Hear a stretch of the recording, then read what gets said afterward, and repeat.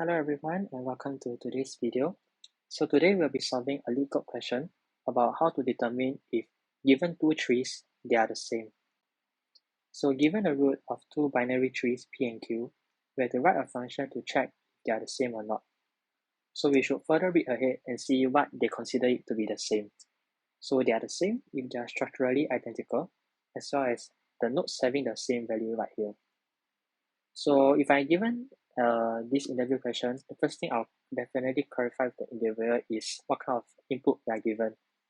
So as you can see, so the type of input. So as you can see right here, we can tell that the inputs are integer in values. So they are the primitive types. So when you want to compare the node value, you can just compare whether the two values are equal directly.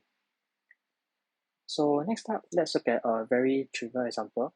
I will also perhaps ask the interviewer what it would mean if, let's say, both roots are given now.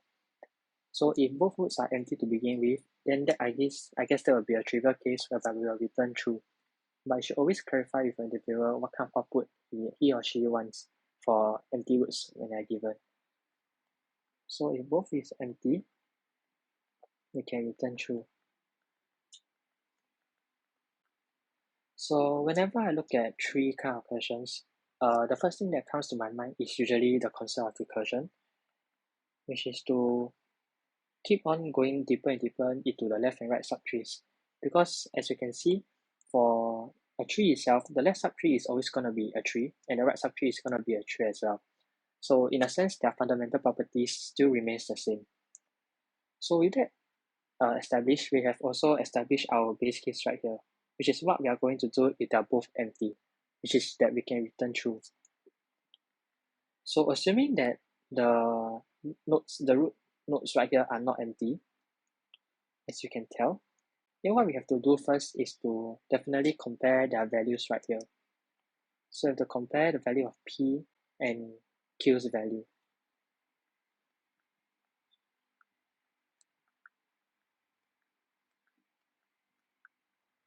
So as we can see right here, if we want to compare the value, we can see that they are both equal to 1. So since the fact that both of them have the same value, that will mean that we have to further go ahead and analyze what is in their left and right subtrees respectively, if they exist. So if the values are not equal, then that is very simple. We can just straight ahead and return false, since obviously they will not be the same tree. However, if they have equal values, then that will mean that we have to continue to look at the left and right subtrees.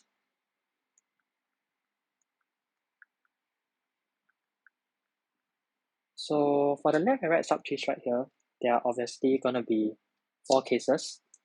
So first is both is empty.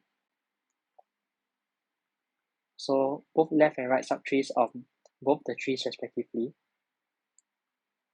or one of them will be empty, while the other non-empty.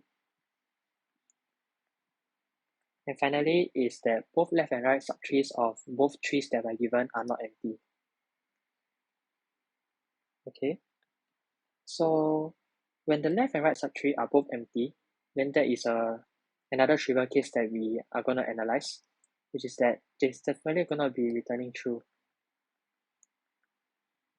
And this part here can be handled using our recursion right here for point number 2, whereby if they're both empty, we'll return them true. However, if one is empty and not empty, so for example, in my tree 1, I have a non-empty tree for the left and the right, but for perhaps tree 2, perhaps for this left subtree instead is instead empty, while this is not. Then that will mean that we'll be returning false, since obviously they will no longer be structurally identical. So given this case, what we will do is that we will be returning false. However, what happens if both of the subtrees are not empty? So what we have to do in this case is to continue to apply the concept of recursion, and we will continue to use our same function to recurse down the left and the right subtrees of both trees respectively. So perhaps now I'll move on to the coding stage. So perhaps you'll give a better example of what the code will look like.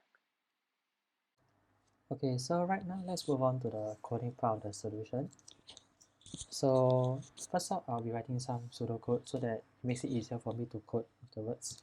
So let's establish our base case first, which is that if both P and Q are null, then that will mean that we'll be returning false.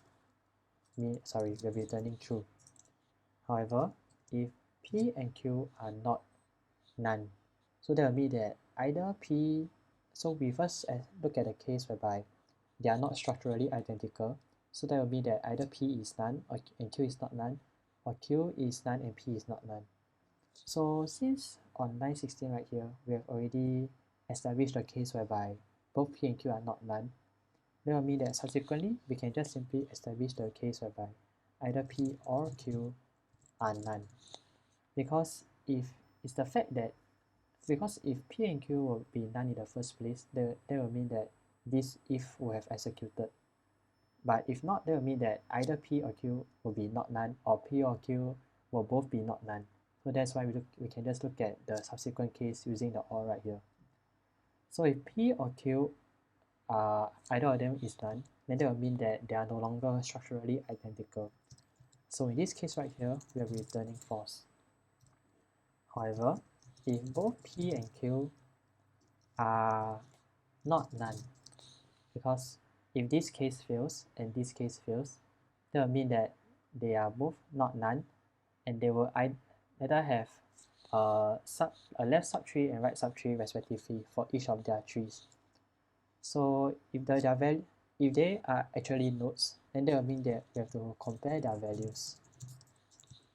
And if they are the same value, then we can continue to look at their left and right subtrees.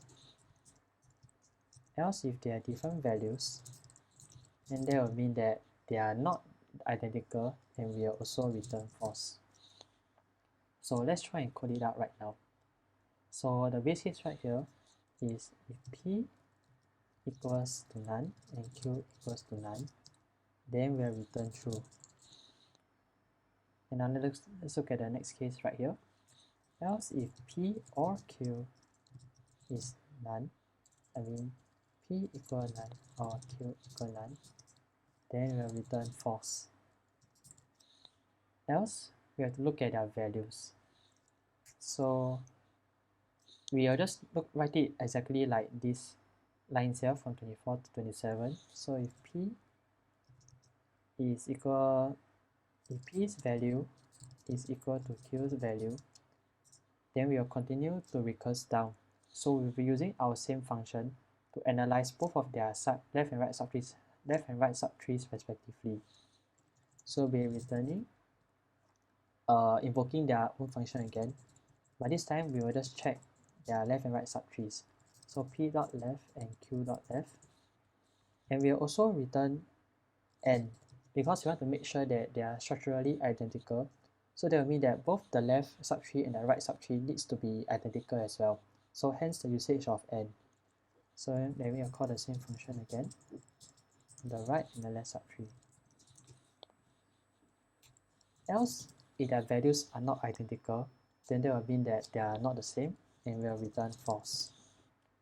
However, if you look at this right here, we can also combine both of these lines together into one single line if you want to make it perhaps more readable. So all we need to do is just to write return p value equal q value, and then we will copy this as well.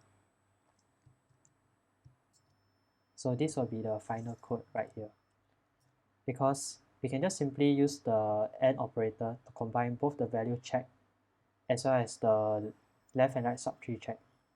So if this goes well, all we can do is just run the code and it should work.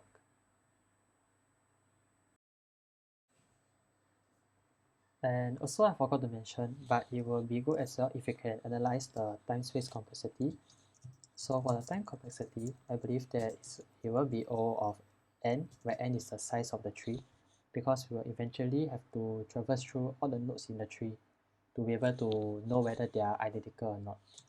And for the space complexity, if you were to consider the fact that there's a recursion stack, I believe it will be ON as well, because we have to keep recursing to all the leaves in the trees respectively. You can see the solution does work, and it's relatively pretty fast as well, but I believe that it can definitely be a lot faster if we can implement the iterative method, which, to be honest, I'm not that sure right now. So yeah, if there's any questions or my explanations are not clear, feel free to leave comments down below and I'll try to answer them if possible. So thanks for watching and see you pretty soon, I guess.